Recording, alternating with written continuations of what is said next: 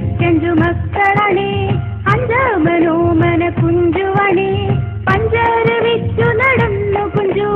പഞ്ചാര കുഞ്ചുവെന്ന പേരു വന്നു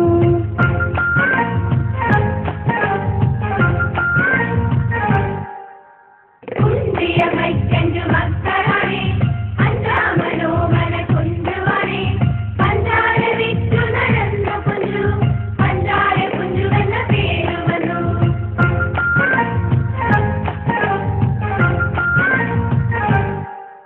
വഞ്ചിയിൽ പഞ്ചാര ചാക്കു വെച്ചു കുഞ്ചത്തിരുന്നു തുഴഞ്ഞു കുഞ്ചു